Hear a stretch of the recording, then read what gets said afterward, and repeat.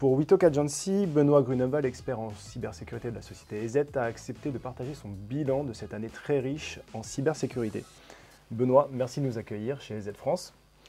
Mes questions sont simples. Sur le front de la cybersécurité et de la cybercriminalité, les actualités ont été très nombreuses cette année. Quel bilan tires-tu de cette année 2024 et quels en ont été, selon toi, les faits marquants ?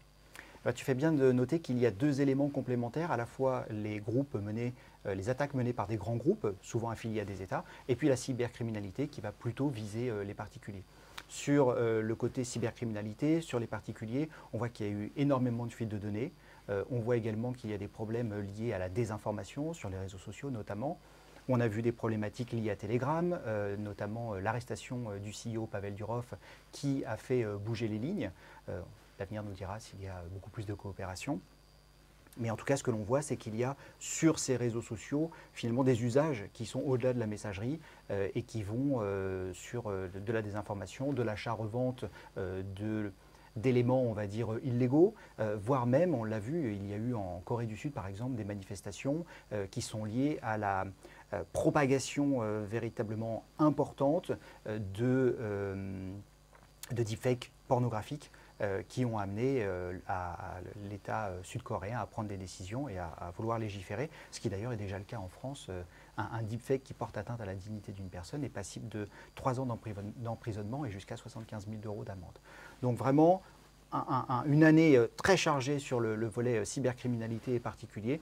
Et puis sur le volet étatique, là aussi, les groupes APT ont été plus qu'actifs, à la fois sur le continent européen, en visant principalement, pour ce qui concerne les groupes alignés avec la Russie, bien entendu l'Ukraine, mais le reste de l'Europe a été extrêmement visé pour des fins d'espionnage, pour des fins de déstabilisation, et puis aussi pour des fins de prépositionnement.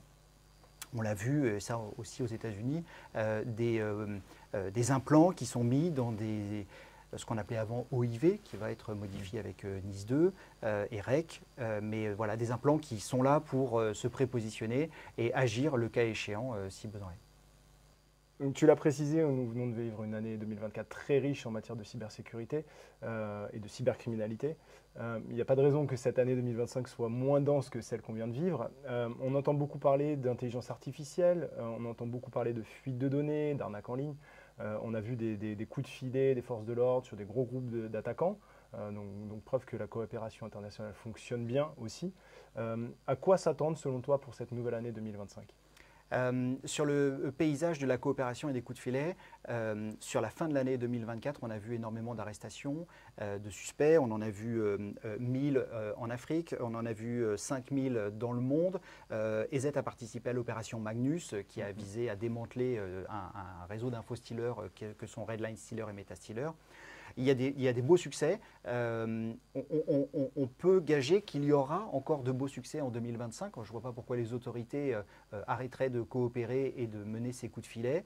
Je pense que l'écosystème, d'une manière générale, public-privé, fonctionne de mieux en mieux et que nous, en tant que privé, on est toujours plus enclin à participer à ces opérations qui finalement visent le seul intérêt que l'on a, c'est de rendre Internet plus sûr. Donc ça, c'est la première chose. Effectivement, les coopérations en 2025, il y a de fortes chances pour que cela continue et qu'on continue à avoir des beaux coups de filet. Ça, c'est le premier point. On a vu aussi que la scène du rançongiciel a été quelque peu perturbée. Il y a eu notamment des arrestations. Donc, on voit que Ransom Hub prend plus ou moins la tête des différents groupes de cybercriminels. Je ne me hasarderai pas trop sur les prédictions sur les groupes de rançongiciel parce que c'est un paysage qui est mouvant et difficile à prédire. Par contre, leur objectif, il est clairement là, il est toujours là, il sera toujours là en 2025. Donc, on va encore avoir des attaques de rançongiciel. Les entreprises de toute taille devront s'y préparer. Et en particulier, l'arrivée de NIS 2, le volet législatif quand même va être pour moi très important sur 2025. Il va emmener beaucoup d'entreprises qui n'étaient pas encore dans un cadre réglementaire et qui le seront en 2025 avec l'application prochaine, on l'espère, de NIS 2. Ok. Enfin, dernière question, tu es connu pour faire beaucoup de sensibilisation, notamment auprès du grand public, mais pas que. Quels seraient tes conseils pour nous autres particuliers pour bénéficier d'une vie numérique un peu plus sûre en 2025 ? Alors, c'est très difficile. Je vais mettre ces conseils sous une bannière cyberhygiène. Donc, on a dans la vie de tous les jours l'habitude de se brosser les dents, l'habitude de regarder. Alors, on ne respecte pas toujours le piéton rouge quand on traverse, mais en tout cas, on a l'habitude de regarder à droite et à gauche. Donc, au final, c'est ces conseils-là qu'il va falloir appliquer dans la vie numérique. Donc, gestionnaire de mots de passe et mot de passe unique sur chacun de ses comptes. Je dirais aussi plusieurs adresses email, notamment quand on a vu toutes les fuites de données qu'il y a eu en 2024.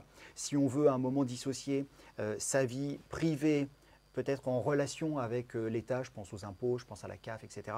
On peut avoir une adresse email dédiée à ça et à ses amis proches, et puis une adresse email qui servira plutôt au marketing.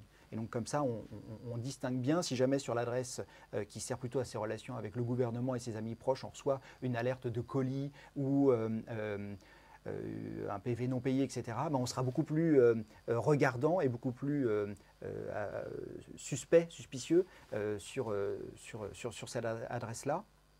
Et puis ensuite, ne pas oublier de bien protéger ses appareils.